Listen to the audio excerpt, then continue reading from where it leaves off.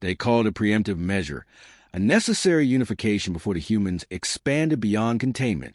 The Galactic Council, bloated with arrogance and decades of uncontested rule, believed they were executing a benevolent strike to save the galaxy from a dangerous upstart. Humanity, after all, had grown too fast. Within 3 centuries, they had matched species who dominated space for thousands of years.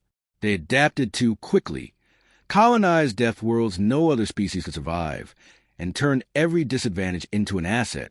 To the Council, it wasn't a matter of if humanity would become a threat. It was when the final trigger came from a distant outpost on the edge of the Vexor Line. Human colonists had built a settlement on a barren world, Harlech 9, technically unclaimed, but within a neutral zone the Council quietly considered under its influence. A minor mining conflict turned violent when a Council mercenary patrol tried to forcefully seize control of a human refinery. The humans resisted. 14 Council soldiers were killed. A response was demanded. Earth replied with a single message: the sovereignty of Harlech 9 is non-negotiable. That was it. No plea, no apology, no diplomacy. The Council interpreted silence as defiance and immediately voted in favor of Galactic Resolution 871. It authorized total planetary engagement, annexation of human territories, neutralization of human military assets, and forced restructuring of Earth's government under Council supervision. It wasn't just war. It was regime change. They wanted to break the spine of the species before it could stand fully upright. The fleets assembled quickly. Over 200 species contributed ships, soldiers, and logistical support. The initial wave of the campaign, Operation Unyielding Light, consisted of 11,000 warships, hundreds of troop carriers, and thousands of auxiliary craft. Analysts projected human resistance would collapse in 32 days.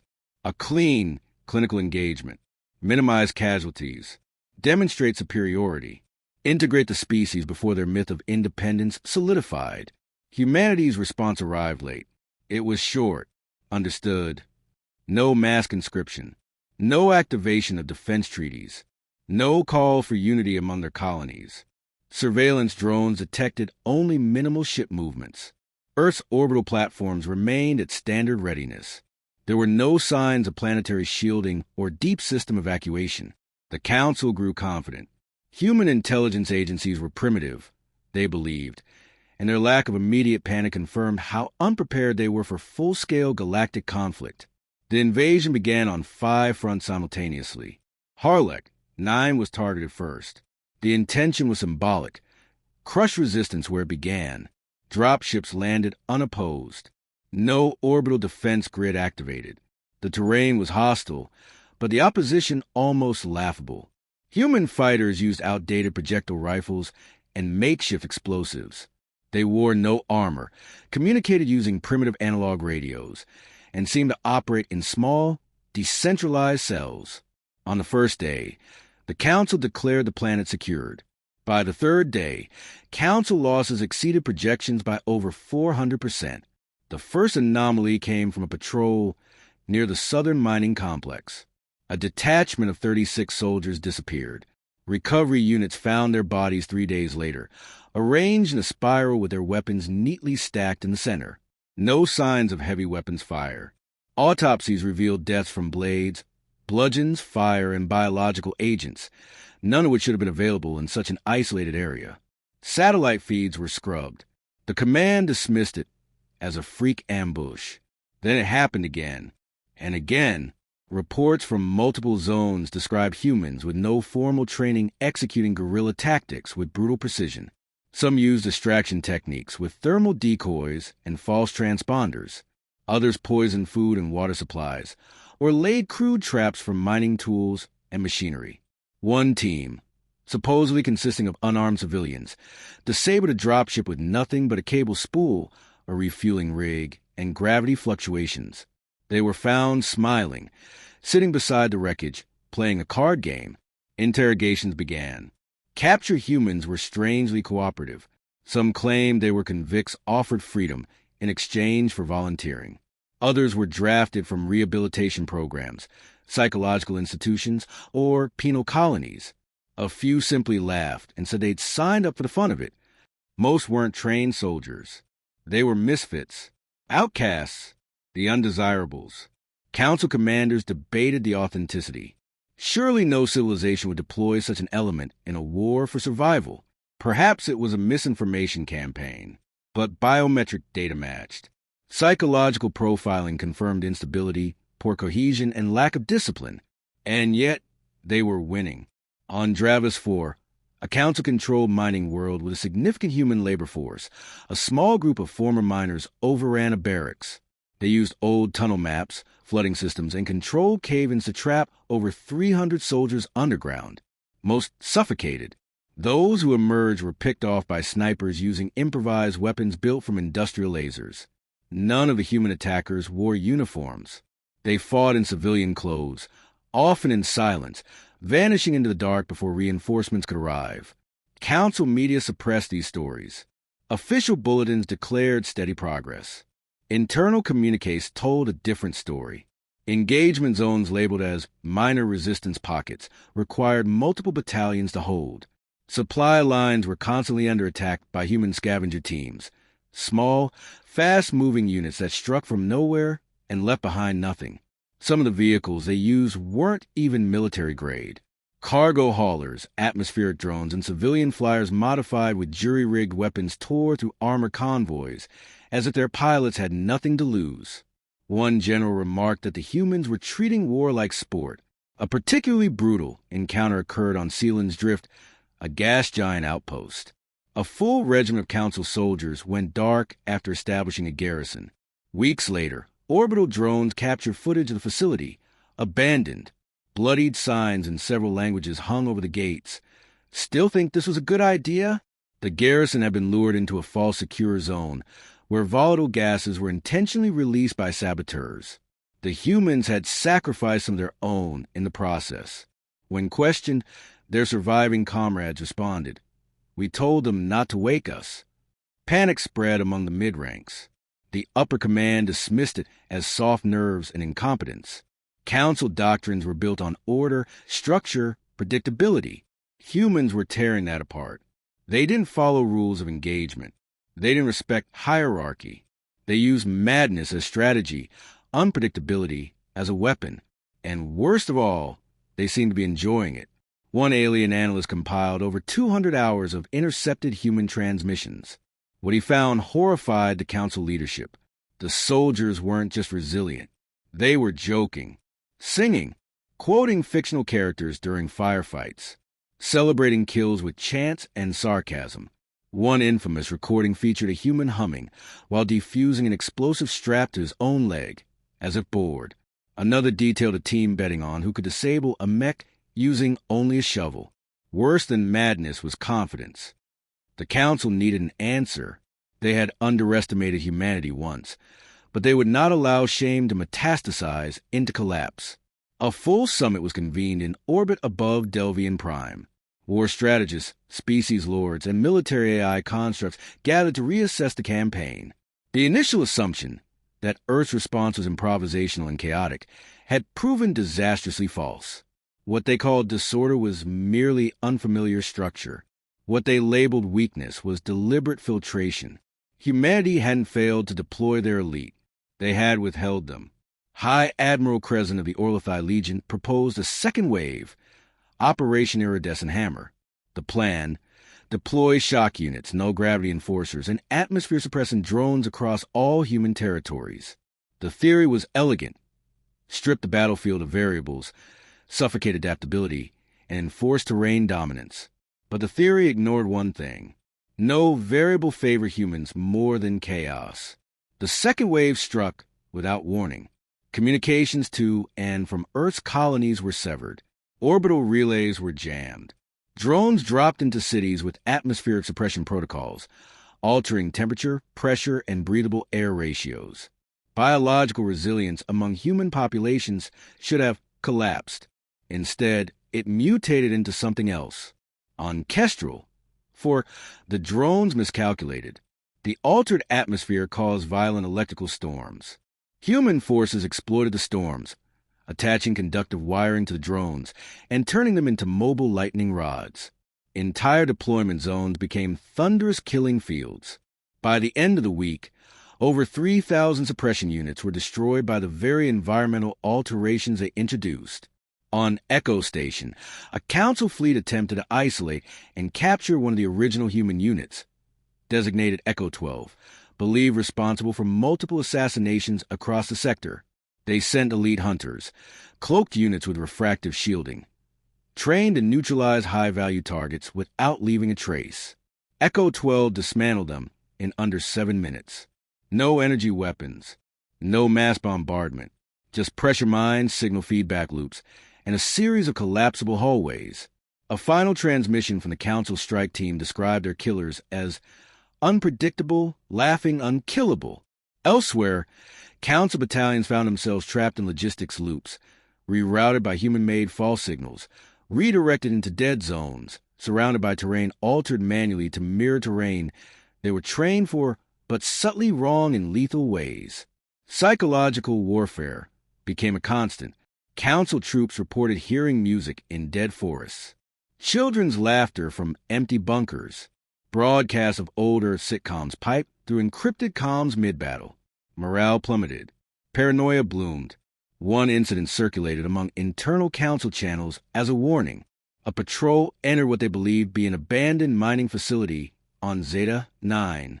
Inside, they found walls covered with painted equations, diagrams, and taunts written in over 40 languages. The deeper they went, the more erratic the architecture became. Non-Euclidean angles, traps disguised as architecture, gravity anomalies that seemed to shift in real time. They never emerged. Their final message: it's not a base, it's a maze built from revenge. Back on Earth, there was still no sign of escalation. Earth's High Command released no footage. Their orbital fleet remained anchored. Every military satellite was dark.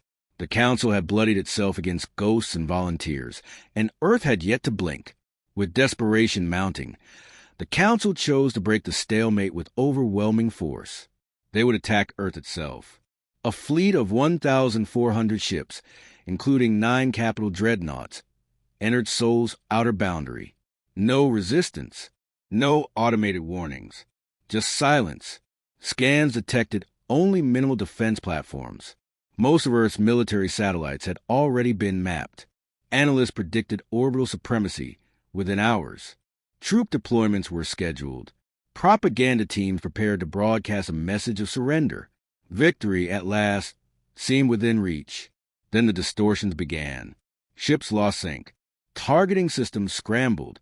Communications failed intermittently, then collapsed entirely. A gravity wave struck without warning, slamming half the fleet into positional drift. One dreadnought collided with a mining asteroid that hadn't existed on any charts. By the time they stabilized, Earth's surface had changed. It shimmered, then blurred, and then vanished completely, replaced by a duplicate star field. They weren't orbiting Earth anymore. Or rather, Earth was not where it had been. Something had moved, either the fleet or the planet. Panic erupted in silence. Sensor sweeps registered impossible readings. Ships reported seeing ghost images, echoes of Earth where it used to be, flickering in and out of view. AI systems began flagging contradictory data. Some crews heard whispering in languages they didn't speak. Others received encrypted messages from their own homeworlds in human ciphers. A voice finally spoke, not across frequencies, but through every ship simultaneously. Male, calm, casual. You weren't supposed to find this place yet. We were still testing the simulations. Oh well. Every dreadnought froze. Their bridge lights flickered.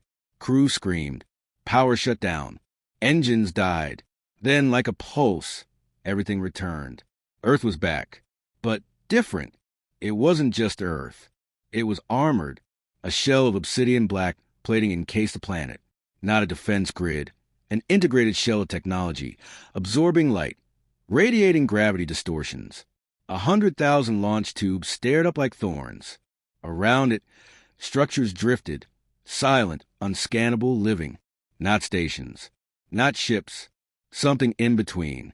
One dreadnought attempted to retreat. It never left. It vanished mid-burn, not destroyed, just gone. The message returned. These are observation platforms. If you're seeing them, we've decided to stop pretending. Then Earth's fleet emerged. They didn't match any configuration the Council had on file. Designs didn't follow any known physics template. Some ships folded space instead of accelerating. Others created ripple trails that bent light like it was fluid. A single ship, a small one, moved through the Council formation. When it passed, 10 warships fell apart. No weapons fired. No impact. Just disintegration. Like time itself gave up holding the atoms together. Earth had not withheld its army. Earth had hidden an era. The soldiers now deploying weren't like the rejects the Council had fought. They moved in squads of 3. No spoken commands. Armor that shimmered like oil on water. Some walked through walls. Some hovered. One was recorded walking directly into the vacuum of space and ripping a cruiser open with his bare hands. But none of them looked afraid. None looked proud. They looked bored. When captured Council soldiers begged to know what they were, a human simply replied, "We're just a second wave. You'd know if the real war started." Planet after planet fell. Not bombarded. Not invaded. Just bypassed. Human ships didn't need to land. They altered orbit. The planets obeyed. One by one, Council colonies stopped responding. No signs of battle. No signs of struggle. Just silence. An emergency treaty was proposed. Council diplomats drafted unconditional surrender terms. They transmitted them to Earth's high command. The reply took 4 seconds. You don't surrender. You survive. Or you don't. The Galactic Council no longer existed as it once had. What remained was a fragmented collection of defeated empires, scorched fleets, and isolated outposts too afraid to ask who had survived. Central coordination collapsed. The Treaty of Void Equilibrium, once hailed as a diplomatic backbone of interspecies peace, was nullified by silence. Every major signatory had either defected, declared neutrality, or turned inward. The Council's mistake had not been aggression. It had been arrogance. Yet Earth had not claimed victory. No declaration. No demand. Human fleets lingered only long enough to dismantle orbital weapons, rewrite local navigational codes, and leave behind something worse than destruction. Questions without answers. In the wake of the second wave, systems formerly under Council control began receiving data packets. Not transmissions. Not warnings. Packages of code. Algorithms written in human dialects. Instructions for atmospheric stabilization, biological enhancements, and energy systems that required no known fuel source. Some were dismissed as psychological warfare. Others were implemented out of desperation. The results were consistent. Planetary conditions improved, agricultural output increased, and illness rates dropped. The price? No one knew. There was no communication, no contact, no explanation. It was as if humanity had moved beyond war, beyond politics. They had become an equation too large to solve and too dangerous to ignore. Among the fragments of the Council, rumors began to circulate, whispers of a place known only as the Keep, not a planet, not a station, a reality pocket, a dimensional vault where humanity stored the outcomes of civilizations they'd broken. Council defectors spoke of encounters with rogue AI claiming to be emissaries of the Keep. They carried strange symbols, possessed nonlinear memories, and referred to time not as progression but a probability field. One defector described it as a museum where failure was archived. The Keep wasn't a threat. It was a warning. In systems that hadn't seen a human vessel, populations still reported sightings. Ships that bent around logic. Beings that walked through fire and shadow, leaving only encoded instructions behind. Children began drawing constellations that didn't exist in any star chart until a month later, when those constellations appeared in the night sky, as if rewritten by force. The species that once mocked Earth's late arrival into galactic fold were now tracing its cultural artifacts. Council historians scoured Earth's media archives, translating mythologies, films, even memes, desperate for patterns. Nothing helped. Every story led to a darker implication. Humanity had warned the galaxy all along. Fiction wasn't a mirror of imagination. It was prelude. The most chilling case emerged from the ruins of Council Archive Node 117X, where surviving AI reconstructed fragments of Earth's original transmission catalog. Among them was a singular data pulse, miscategorized for decades, a primitive music file. The title was a simple phrase in an Earth dialect. This is just the beginning. Interpretations varied. Some believed it was ceremonial. Others insisted it was literal. The debate never concluded. The AI overseeing the archive deactivated itself after the upload, leaving behind one final log entry. I heard the pattern. I saw the shape behind the noise. They're not evolving. They are remembering. Across the frontier, a human protocol known only as Omega Frame went active. It did not deploy soldiers. It did not launch weapons. It altered probabilities.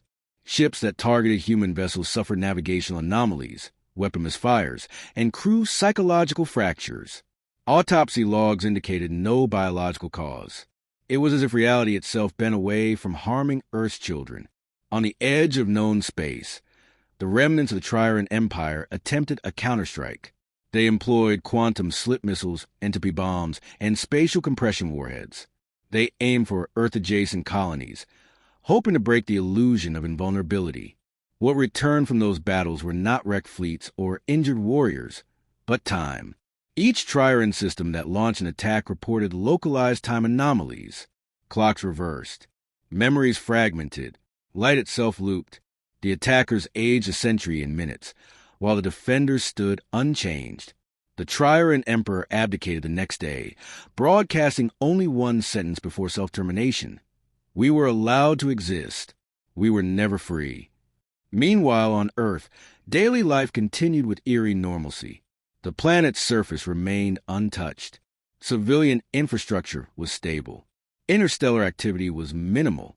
It was as if Earth had decided to become still, not out of fear, but because movement was no longer necessary. The few ambassadors who dared approach Earth reported strange behavior. They were received not by soldiers, but by archivists, engineers, or artists. No formal interrogations. No conditions. Just open access to libraries filled with knowledge that could revolutionize entire species, if one understood how to interpret it. But the knowledge came at a price. Those who studied it too closely began to change. Not biologically. Conceptually. One ambassador from the Delari Republic developed the ability to predict movement before it occurred. Another stopped speaking entirely, communicating only through geometry and light pulses. A third ambassador claimed they saw through time and collapsed under the weight of truths they could not hold. Back in former council space, resistance formed, not against Earth, but against inevitability. A coalition called the Refracted emerged, consisting of species unwilling to submit to a force they could not understand. They preached ideological purity, restoration of traditional galactic order, and rejection of human influence. Their numbers grew quickly. Desperate species sought purpose and defiance. Their first act was to target Proxima Relay Station, now under human jurisdiction. They expected defense fleets. Instead, they encountered silence. They landed, breached the facility, and found only a single human technician maintaining the station's core. They surrounded him, demanded surrender. The man blinked slowly, set down his tool, and smiled. You came here with fear. I came here with instructions. The station activated. The stars outside changed alignment. Each refracted warship locked in place. Their weapons powered down. Their engines reversed thrust. All across the refracted fleet, command chains dissolved. Officers turned on each other. AI shut down. Broadcasts emerged, not from Earth, but from the ships themselves, playing memories that had never occurred, conversations that had never been recorded, moments that had never happened but felt entirely real. By the time the station deactivated, the refracted movement was over, not with violence, with collapse. Their will broke before a shot was fired. In the aftermath, surviving council races met in exile on neutral ground. They discussed the final option, the last protocol, a device buried in the galactic core, ancient, unknown, meant to be used only in the face of extinction. Some called it the singularity key. Others called it mercy. It would not destroy humanity. It would collapse the space that held them. The debate lasted 6 days. On the 7th, the chamber fell silent, not because a vote had been cast, because Earth responded, without entering the room, without intercepting the signals, without speaking. The Galactic Council no longer held meetings in the Grand Hall. After Earth's silent response had fractured their military and shattered the psychological cohesion of multiple species, trust collapsed across every delegation. Paranoia bled into doctrine. Old allies became liabilities. Secure channels fell quiet. The once unshakable unity of the Council had become a patchwork of fractured mandates and localized offense. What remained of Council authority operated from an orbital node deep in Vorten space, hidden, classified, locked behind 16 recursive quantum encryption arrays. But even in this isolated node, Earth's presence was felt, not through ships, not through weapons, through changes. Entire systems once under Council control now operated under Earth-aligned civil frameworks. Planets burned by war were rebuilt by human contractors who refused payment. Diseases once untreatable by Council medicine vanished after anonymous human shipments arrived. Trade routes diverted themselves not by command, but by preference. Markets followed reliability. Stability followed markets. And stability, it turned out, followed Earth. The few species still willing to speak openly in Council summits referred to this transformation as invasive cooperation. It was meant as an insult. It became an admission.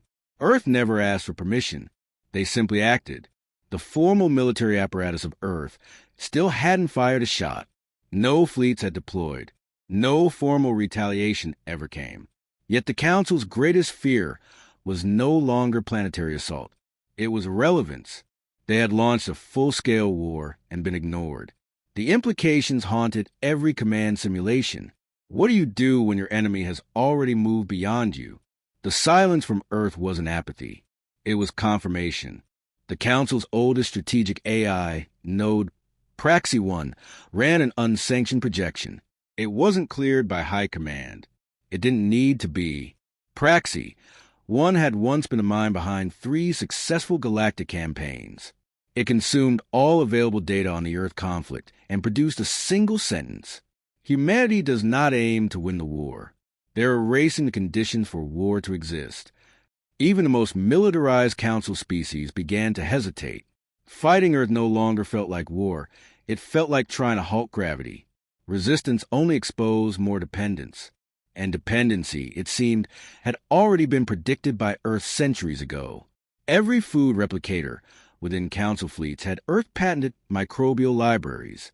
Every neural interface used human-developed synchronization code. Even the dimensional folding drives that allowed Council fleets to travel vast distances were based on theories recovered from pre-contact human mathematics. Humanity hadn't hidden its influence. They had gifted it freely. And that, the Council finally understood, was the weapon.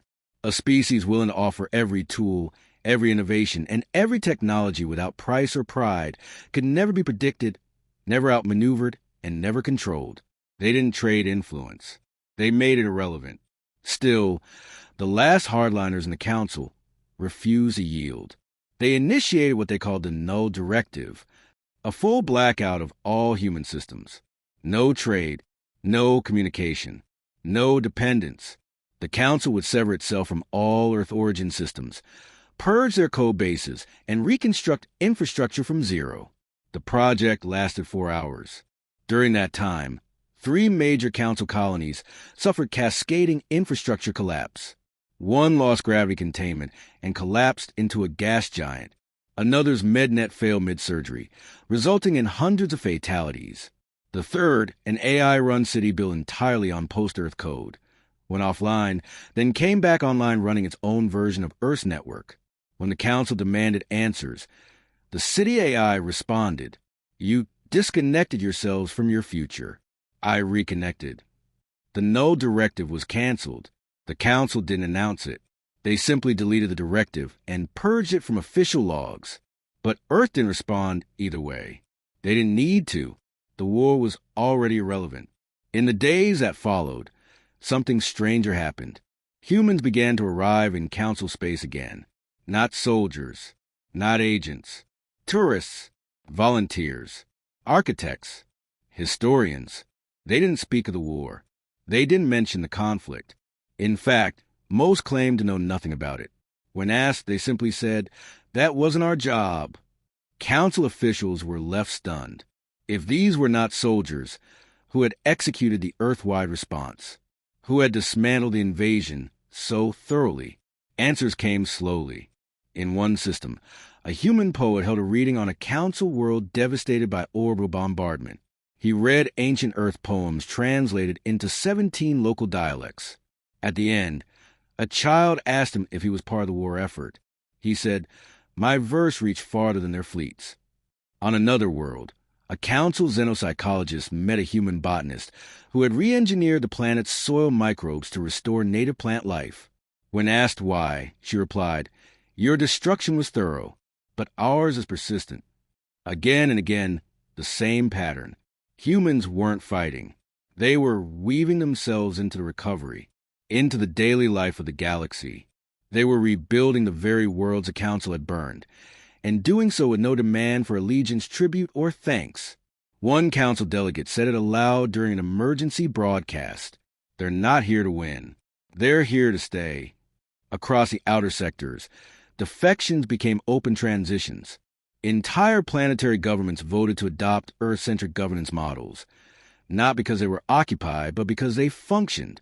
Better health, better logistics, transparent elections, a framework of mutual accountability that was infuriatingly boring in its efficiency. It became impossible to tell who still belonged to the council, not because the council had shrunk, but because the humans had never declared where they ended. Back on Earth, there was no victory parade, no announcements. Life continued. Their military remained dormant, their fleets untouched. Their leaders never released a statement. The war had been irrelevant to them because the war had never reached the level they operated on. For humans, force wasn't the end point. It was failure. Their victory was not defined by destruction. It was measured by how seamlessly they could overwrite collapse with continuity. In time, council delegates began requesting meetings, not with military leaders, but with the humans who had shaped their recovery. One delegate asked to speak with the technician who had repaired their atmospheric regulator. He was a retiree from Alaska. Another asked for the architect who redesigned their infrastructure. She was a hobbyist from Nairobi. None of these people held rank. None spoke for Earth. But they had something the council now recognized as more dangerous than command. They had permission to act. Humans did not wait for central approval. They moved where they were needed, built what was broken, healed what was harmed. Their decentralization was not chaos. It was intelligence spread across action. That realization became the final collapse of the council's strategic doctrine. They had prepared for domination. They had not prepared for diffusion. When Earth finally responded to council, years later, it wasn't with a speech or treaty.